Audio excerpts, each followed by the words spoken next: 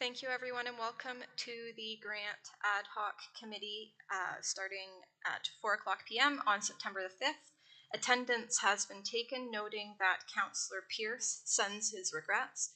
So the first item of business this afternoon will be the election of a chair and a vice chair. So I am looking for a nomination for chair, please. Councillor Miller? I'll nominate Councillor Oakley. Councillor Oakley, do you accept the nomination?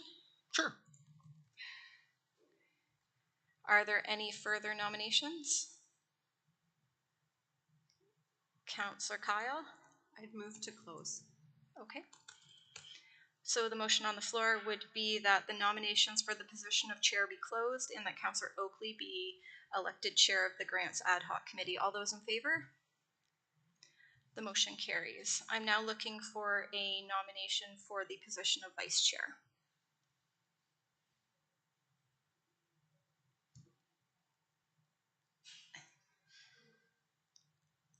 Councillor Oakley? I move to nominate Councillor Garneau. Okay. Councillor Garneau, do you accept the nomination? I'll accept. Are there any other nominations? Seeing none, I will call the vote to close the nominations and to have Councillor Garneau declared vice chair. All those in favor? Carried. Councillor Oakley, you have the chair.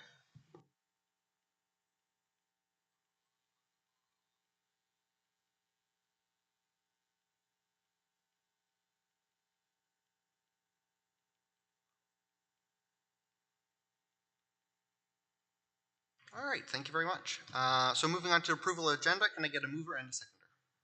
Mover, Mayor Bailey, and seconder, Councillor Miller.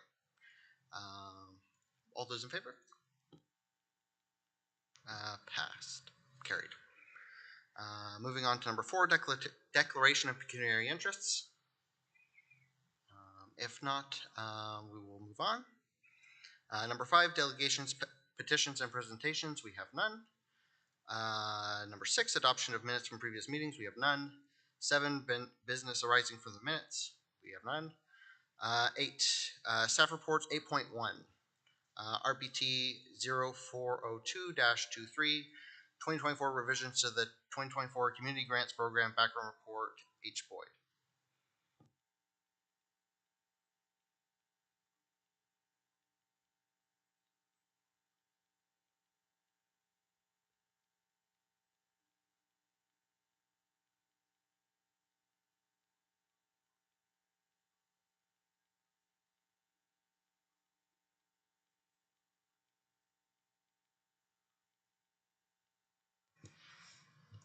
Good afternoon to the chair. With your indulgence, I do have a few slides. I'm not intending this meeting to be like a normal, everybody read the report, ask a bunch of questions, and then move something kind of meeting. I was kind of hoping that maybe this committee would be open to having a discussion about the grants process. These slides are intended kind of just to direct our conversations, but they're not in any way trying to sway any kind of decision. So everybody, I presume, has read the background report. I'm not going to go through it. All the information and details are in there. So with committee's indulgence, if you're willing, I'd like to walk through the slides and we can have some discussions. Okay. So the grants process, you won't be able to see this and we get way up closer on these, but this is generally where I've come through in terms of how we make our decisions about where we want this grants process to go. Do we want to have a grants process? Yes or no? If we don't have one, how do we meet the needs of the community? If we do have one, do we want to continue doing it ourselves or do we want to look at a provider? The decisions come down and down until we finally get to where we start talking about the elements of the grants program. Do we want to completely revamp the program, like start from scratch? Or do we want to consider just making some tweaks to some of those elements? So I will go in, you don't have to read those tiny little words. It's just kind of an overview of where we started. So continuing the program, do we want to continue the program? If we do want to continue the program, how can we, some of the things we should be thinking about, how can we leverage the grant funds to do the most good in the community? What are our primary goals and priorities for these funds? What are we hoping to achieve? What do we want to get out of it? If we don't want to continue, how else can we meet those financial needs of the community groups? Where are they going to be left behind? What are the financial implications to the community if these service groups can't continue or if they have to find other funds? And will the municipality be required to provide additional services? Once again, in my report, I comment no one's ever suggested that we actually cancel the programs all the way out, but I did think, we're starting at the top of looking at this. So probably it's something to at least discuss.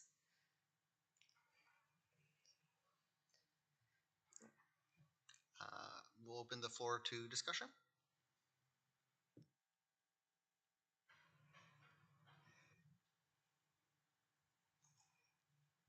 If we have no comments, then we'll.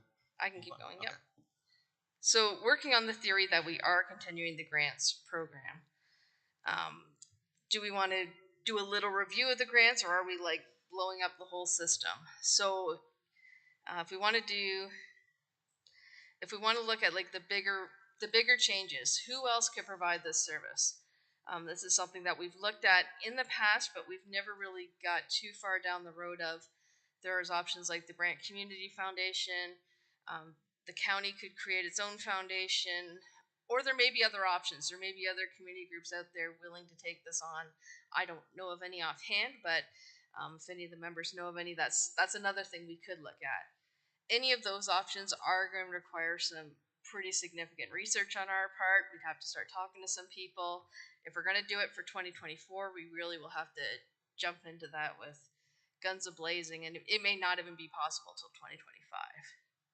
If we just want to continue our own with the review and revamp of it, how closely does the current program achieve our goals? So are we happy with the level of funding? Do we want to start over with the grants, or do you want to look at the scoped review of the basic elements? We could look at it and say, we need to look at the criteria, we need to look at the evaluation, but we're okay with the eligibility and we're okay with the funding levels. There's certain elements we can pull out, or we can just like start at the top. What do we want to look at? So I don't know if we want to have a discussion now, or you want me just to go through all the slides and then we can go back and forth. Mayor Bailey? Well, I don't think it's any secret how I feel about it all. I can't imagine that we wouldn't use an organization set up to do this.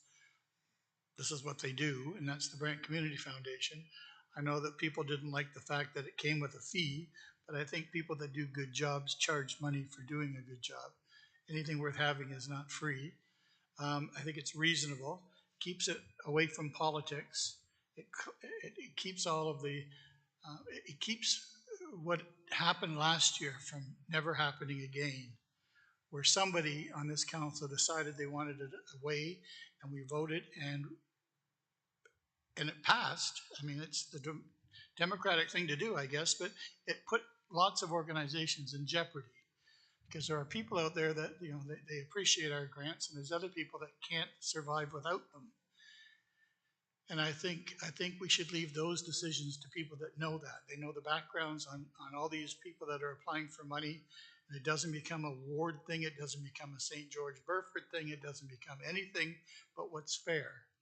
And I think that if you want to keep things fair, you need to have a third person make those decisions, because there's no way you can do it any other way and not make it political.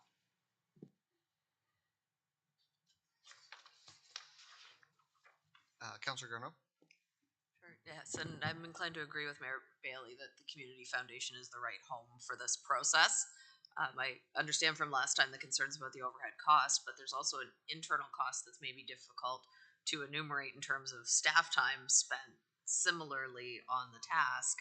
And in the case of staff, perhaps it's more what didn't get done while we were doing this rather than a dollar value, but to have people who this is their full-time job, who might also then be able to assist organizations who have been less successful, because writing a successful grant is a skill in and of itself, and not every group has somebody who can do that. So, yeah, thanks. Councillor Miller? Thank you, Mr. Chair. Yeah, I have a whole bunch of notes, but since we're on this topic of maybe contracting it out, I will say I didn't support it last time because of the cost. But as Councillor Garnell pointed out, and there's a cost, there's an internal cost.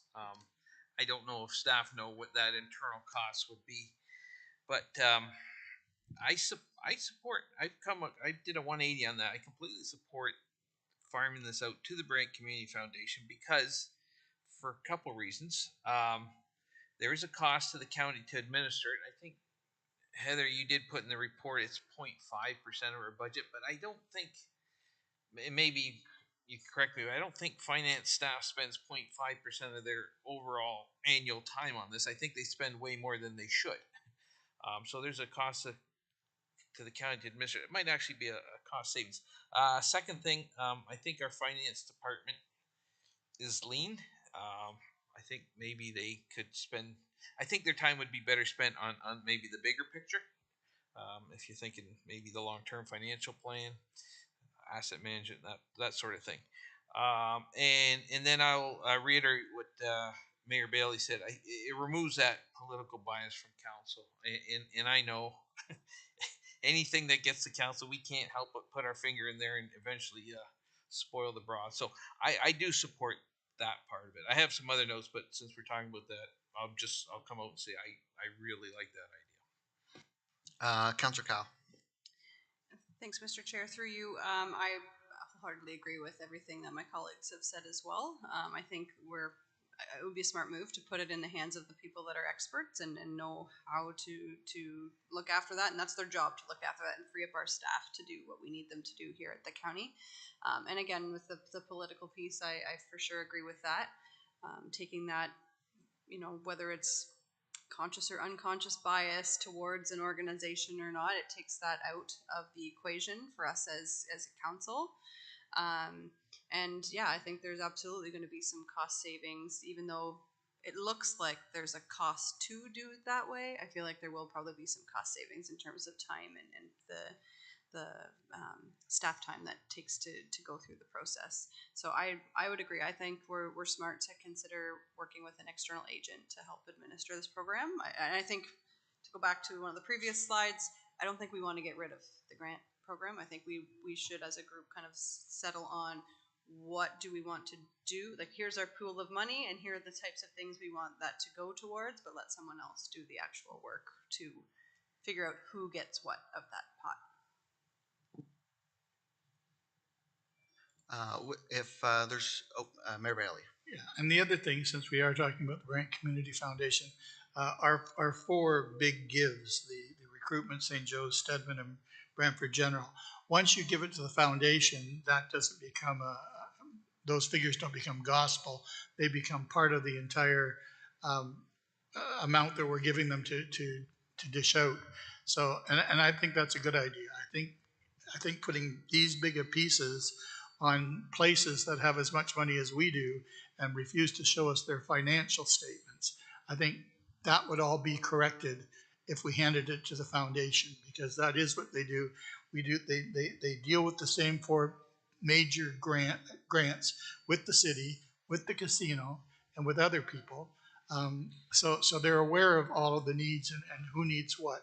And it's very transparent that way. So, and I would, and that way we don't have to worry about going into the weeds with the Council on Aging who need us. I mean, the foundation knows they need us because they just know that because of their history of what they do. So it's going to correct a whole bunch of things, I think, that are not sitting right with some of us.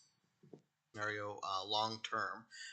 Now, to Heather, you mentioned that it's either very difficult or not possible to do for 2024, or at least be challenging to get to that place. We have not had any discussions with Community Foundation to date. I didn't want to start that discussion again if we weren't even going to consider that possibility, because we did do it 3 or 4 years ago and then we kind of pulled the plug. So I didn't want to start something I wasn't going to finish. But I'm more than happy to go for it if that's where the committee wants to look next. Talk to them about, I don't know, maybe it's possible for 2024. I know even last time when we were looking at it, it was going to be a bit of a time issue in terms of when they could get us in. But I don't know if they can get us in. I don't know what they're going to cost now. None of that, but I'm happy to look into all that stuff and bring a report back, like hopefully late September, early October, to move as quickly as we can towards that goal. If we can't achieve it, we'll know that in September, and we should know if this is a viable option for us. Perfect.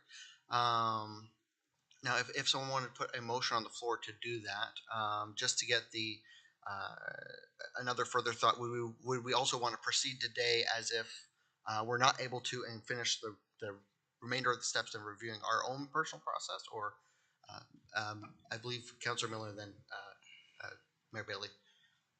Well, okay, it's up to you, Mr. Chair. But I was thinking we could get through the presentation at least, because when we make a motion, I thought we could put it all together, because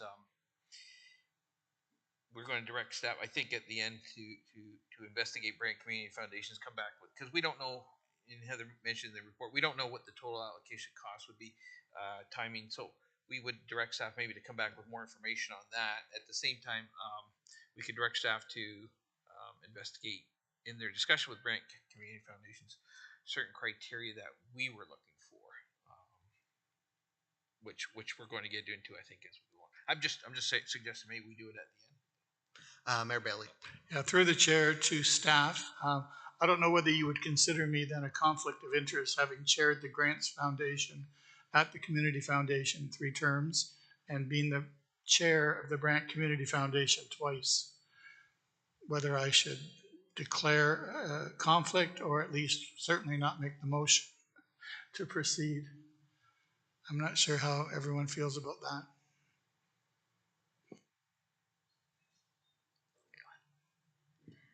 Through Chair Oakley to Mayor Bailey, although any conflicts of interest I would suggest should be put through the Integrity Commissioner, in my opinion, since you're not currently on the board, I would suggest that that would be different than if you were currently on the board. Of course, me not being the Integrity Commissioner. Councillor Miller. Yeah, that was my question. You're not, through Mr. Chair, Mayor Bailey, you're not on the board now, correct? So I would prefer to have your expertise here, just my thought. So I hope you don't leave. Thank you. All right, if no further comments, then I believe we can proceed with the presentation. And just in comment on that last piece, a lot of the elements we're going to be discussing today will have to be determined regardless of whether we go with the foundation or we do it ourselves.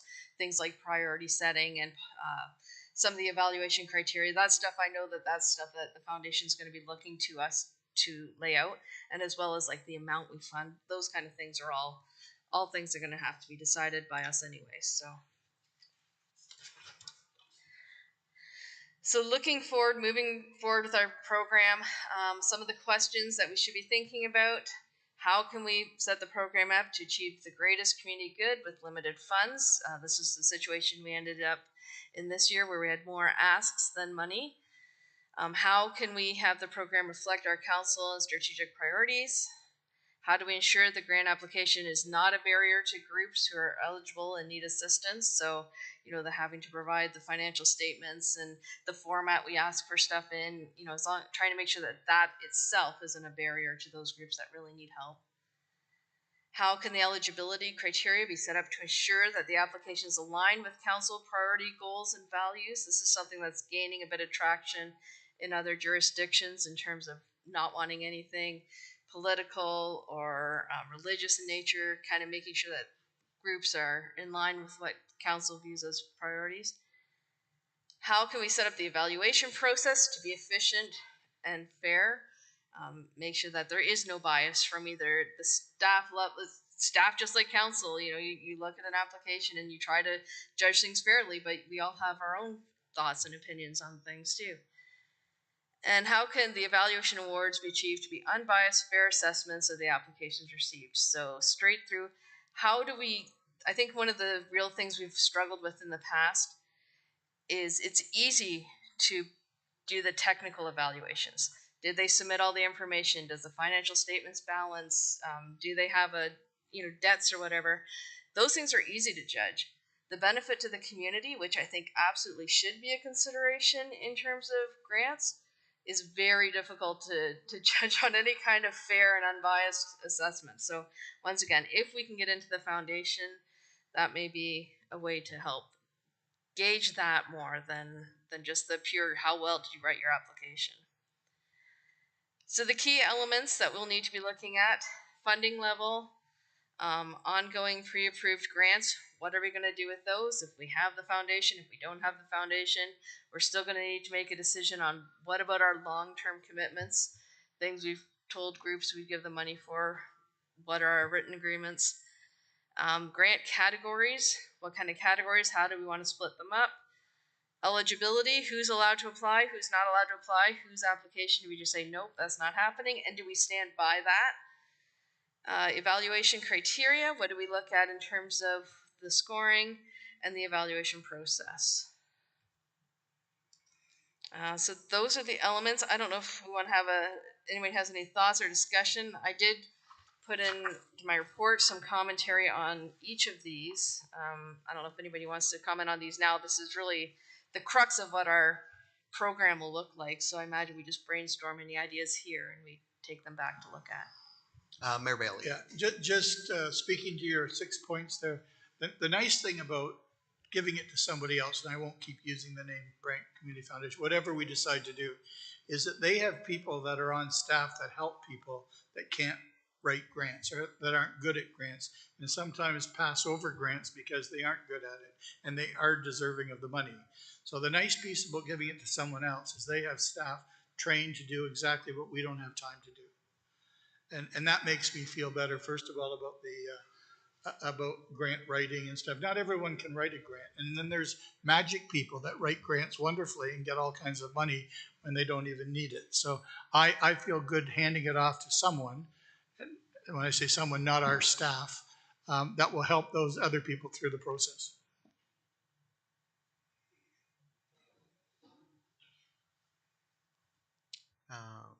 Councillor Cow. Thanks, Mr. Chair. Through you, I think one of the ones that jumps out at me on this slide is the eligibility criteria. I know one of the things that wasn't lost on me when we went through the grant process the first time as somebody new coming into it was that there was organizations that had put in grant applications for multiple different, because we have the different categories. So they had one in for each of the 3 categories, for example. So perhaps looking at some of the criteria where maybe we can stretch that money further if organizations can put in for one, pick the need that they have the most and they put in for that, because it was, I don't know, it seems to be to me a little bit greedy that you would put in for 3 grants from the same organization. But Councillor Miller. Just looking at the very first one, funding level. I guess we're at 0.5%.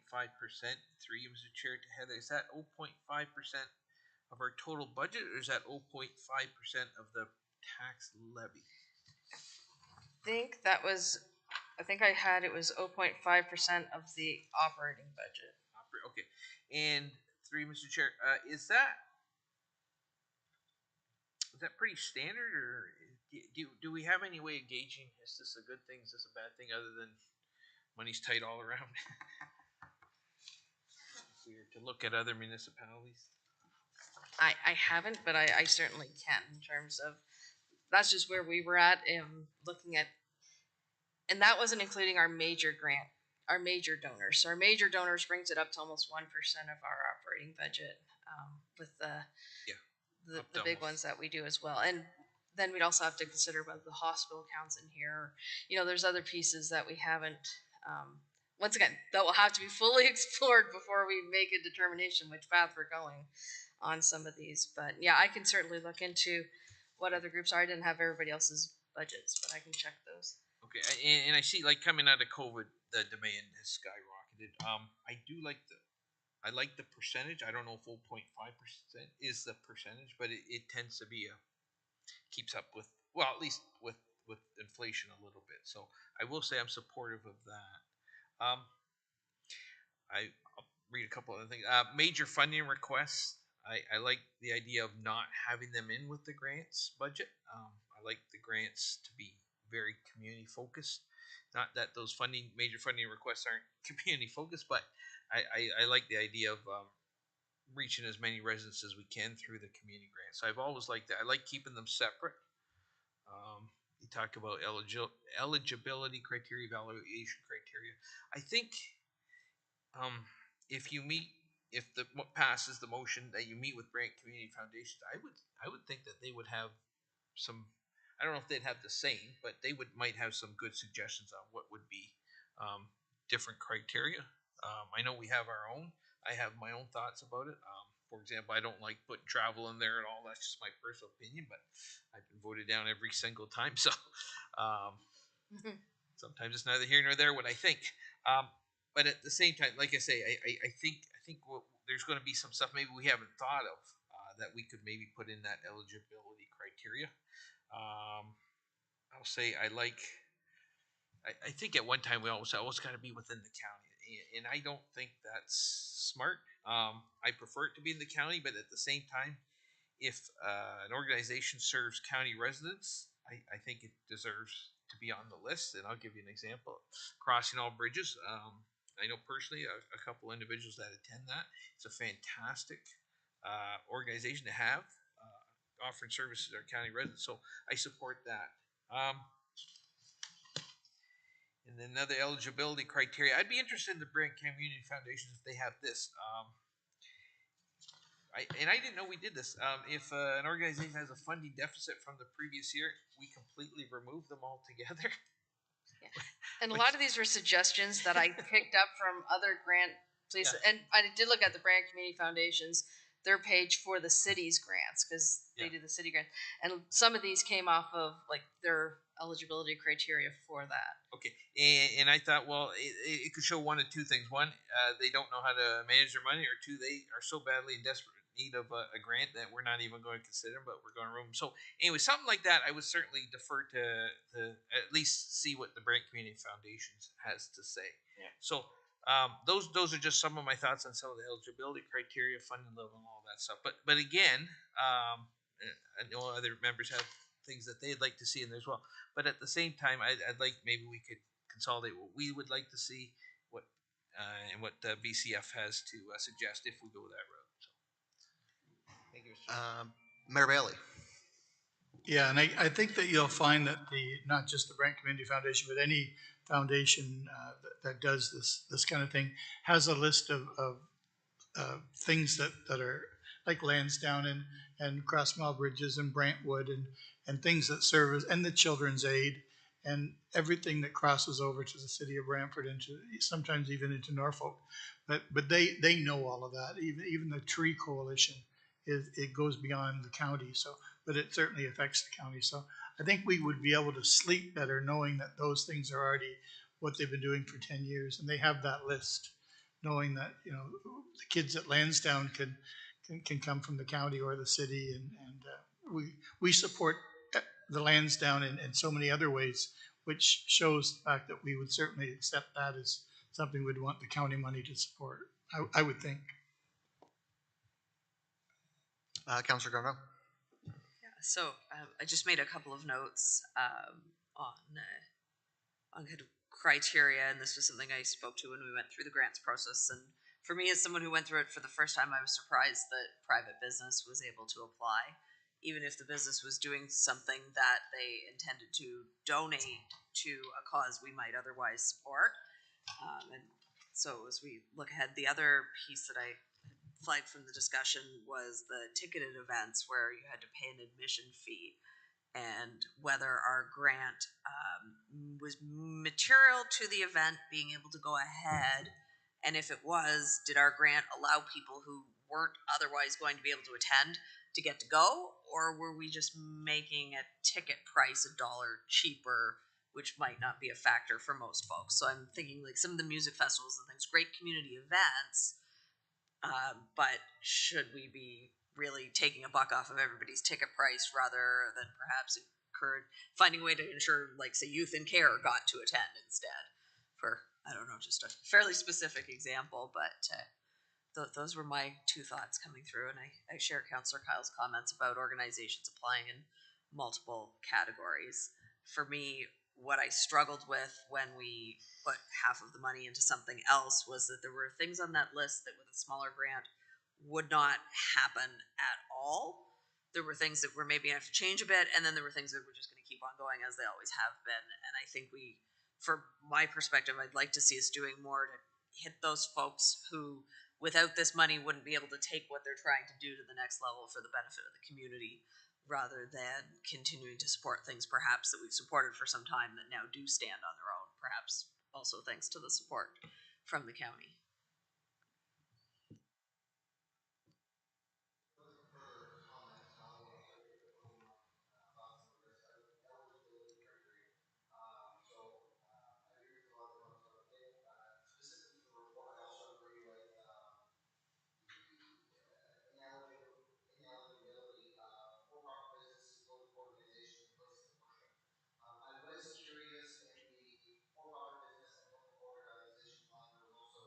Service clubs in there. I'm curious as to if there was any logic from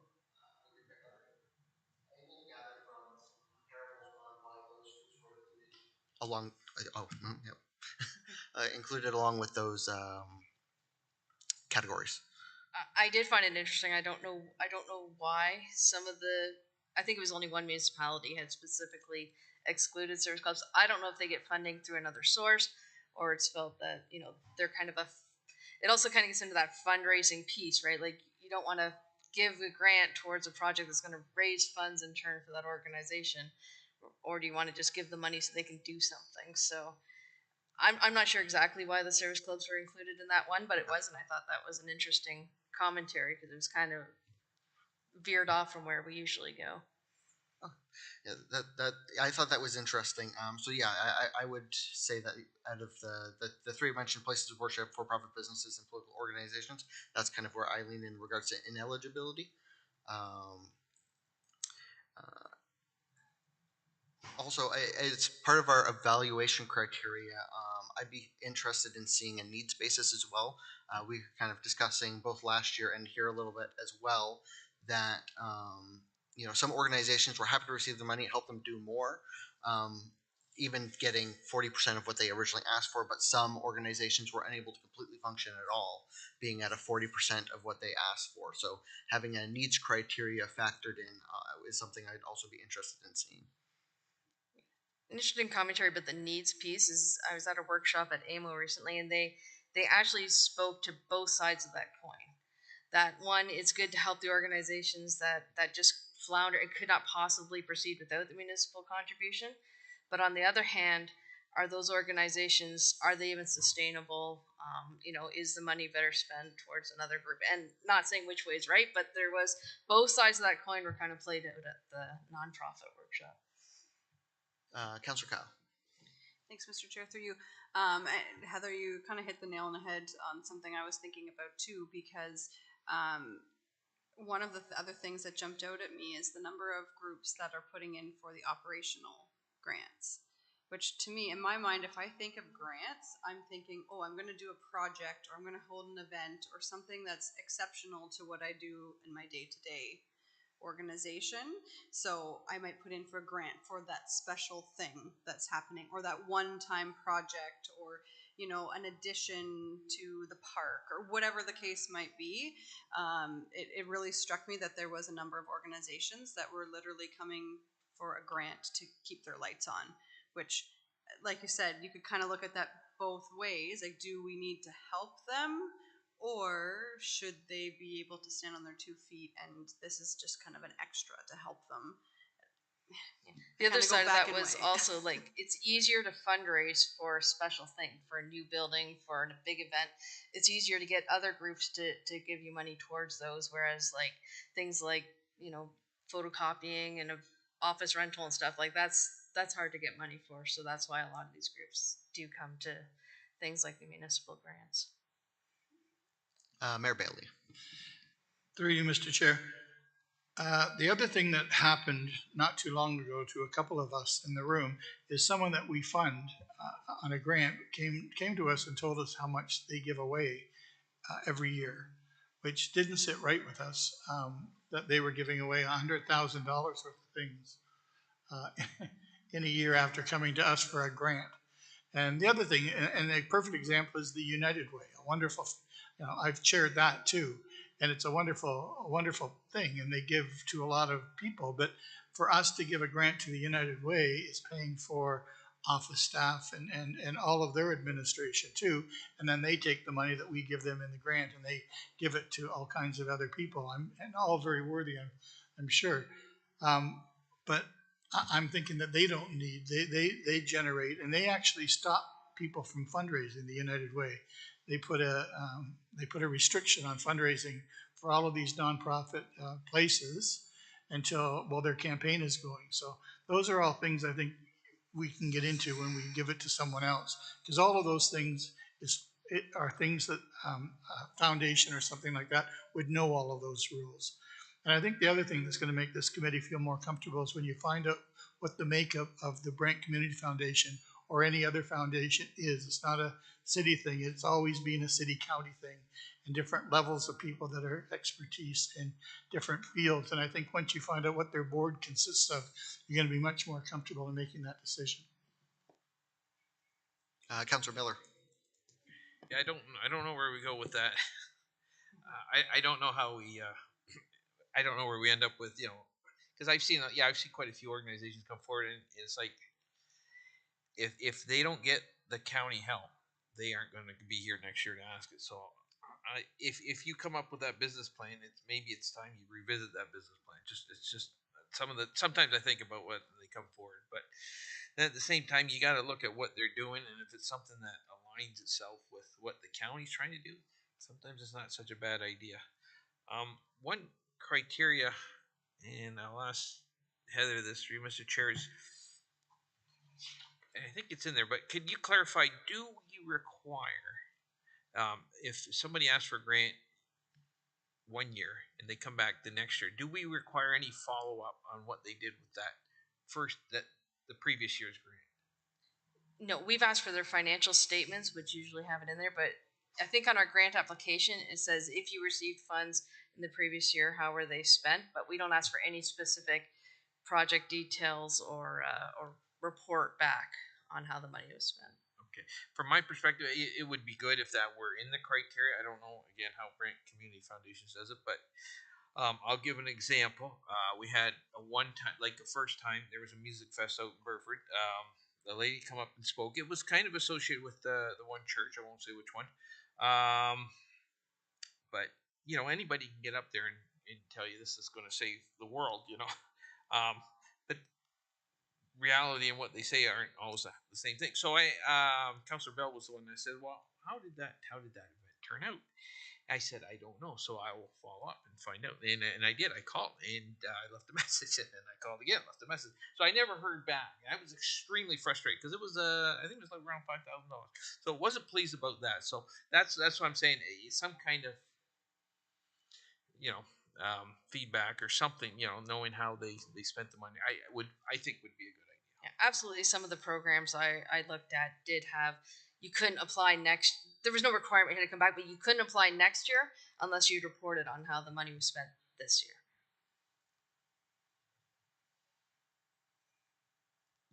So if there's no other further comments, I just have sort of one other thought in regards to our ongoing grants, which we've mentioned a couple times.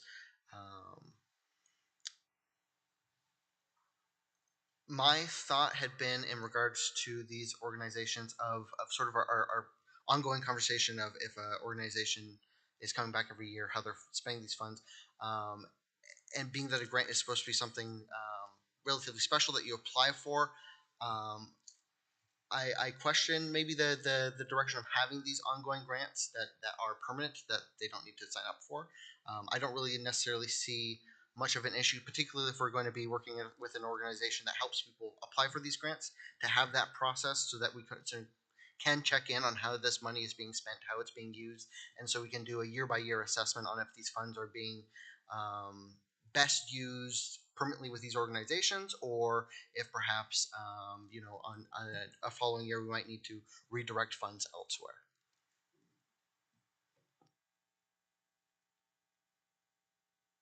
Councillor Kyle. Thanks, Mr. Chair. Through you, I would have to agree with that.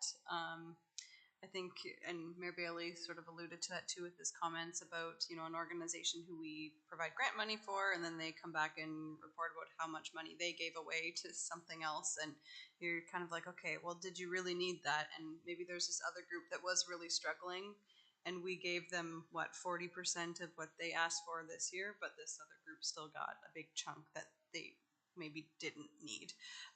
So I think that, yeah, I struggle a bit with the ongoing ones and calling it a grant. If we're going to do something ongoing, maybe it needs to be called something other than a grant, because a grant to me would imply that they've applied for it, they've been assessed in relation to all of the other applications, and for whatever reason, we've decided that this group gets a special pass to get grant money every year, and it just doesn't sit right. Mayor Bailey. Yeah, and I have a hard time too with giving money to someone that's responsible to a ministry just because they are responsible to a ministry, and a ministry reviews them and makes sure that they're okay. And I'm speaking of the hospitals, and I'm speaking of the hospice and things that are regulated by the ministry.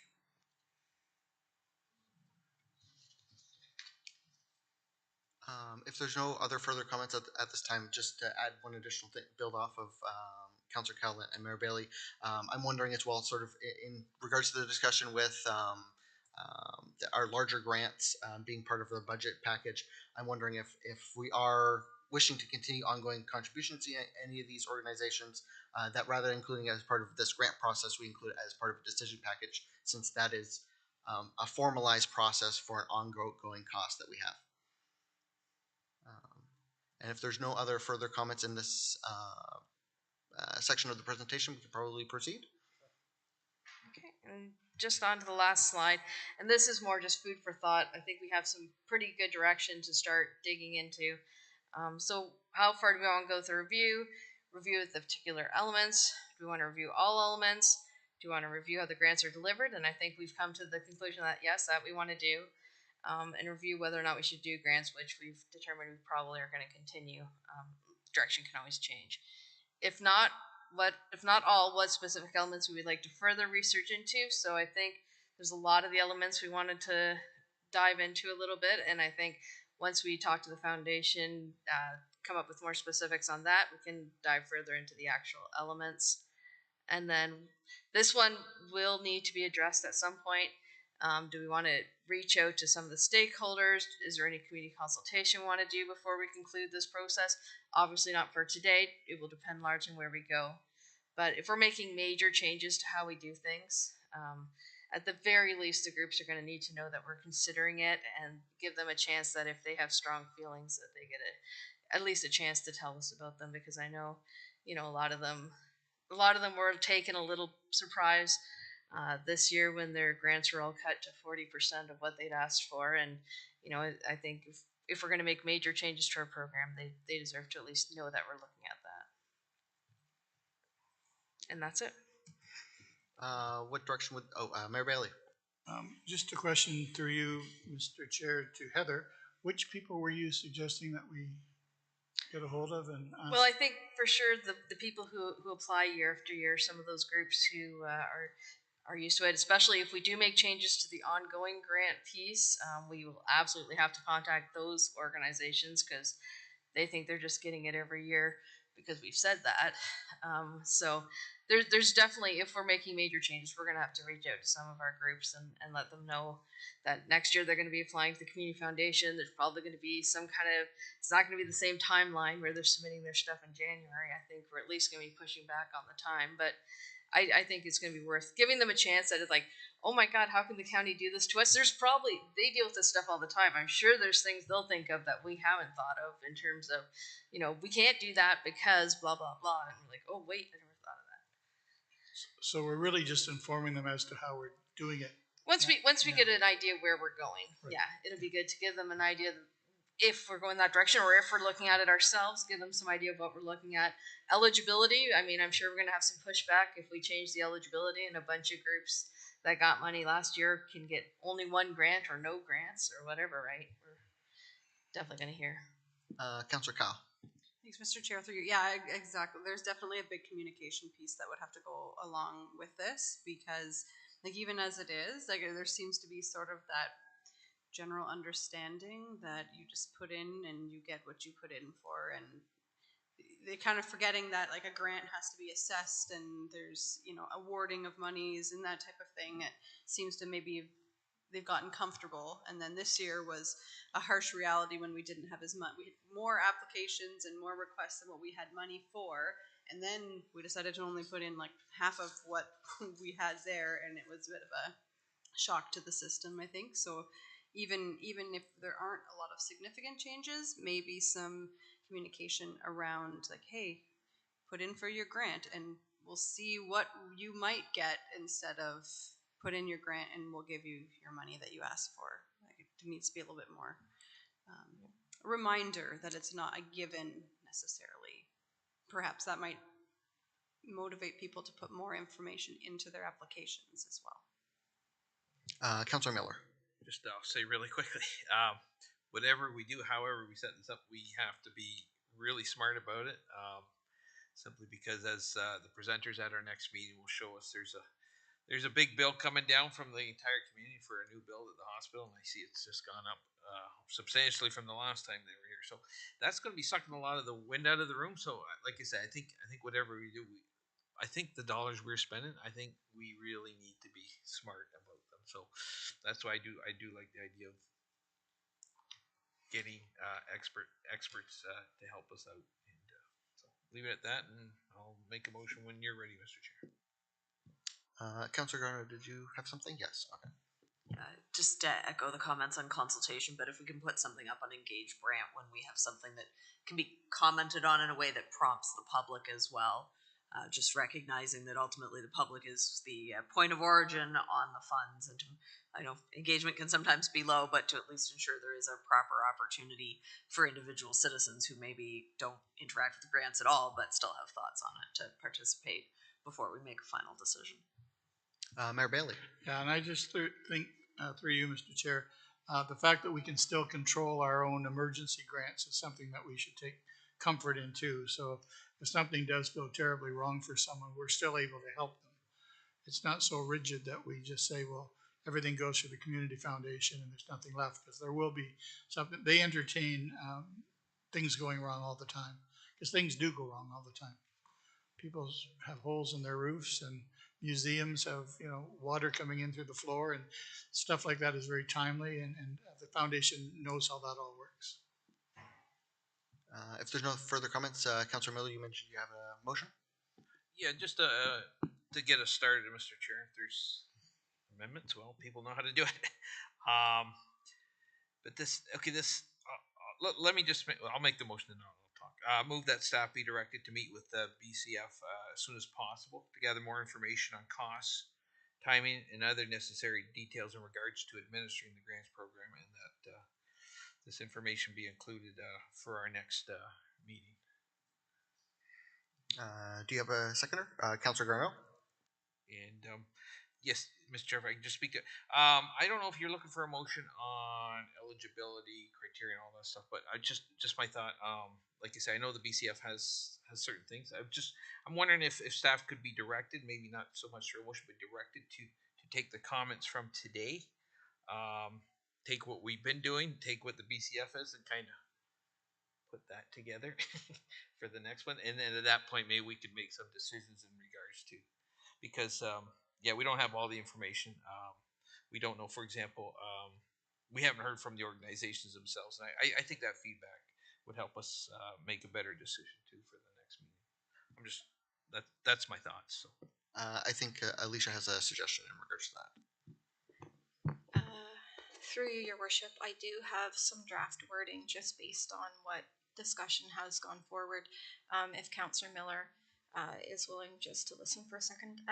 That staff report RPT 0402 -23 revisions to the 2024 Community Grants Program background report be received as information, and that the ad hoc committee directs staff to provide a report back on the following items. One, to options to explore a partnership in facilitating the Brant Community Grants Program with a Brant Community Foundation, and I can take the wording which Councillor Miller just provided and slip that in. Two, that funding for the 2024 grants program be set at 0.05 of the operating budget. Three, and that staff be directed to review the evaluation criteria subject to the following considerations. One, that the ongoing grant category be reevaluated. Two, that eligibility for places of worship, for-profit corporations, and multiple submissions be reviewed. And three, and that large funding requests be explored to be removed from the grants process. Councillor Miller, are you happy with that wording of the motion? Yeah, the wording of the motion is fine, like you say, but at the same time, if we look at the eligibility criteria, again, that's something we still have to delve into, I think, a little bit more. So through Chair Oakley to Councillor Miller, correct. So that would just be items which would be brought back in a report to a following meeting. I think we're okay if the seconders agrees. Right. We'll move forward with the motion as suggested or as amended. Are we? Oh, the main motion. Yes. Sorry. Do we have any further commentary, or shall we go to vote? If we have no other further commentary, all those in favor? All those opposed? Motion is carried. All right. Moving on. 9, communications, which we have none. 10, other business, which we have none. 11, in camera, which we do not have. 12, next meeting and looking to adjourn.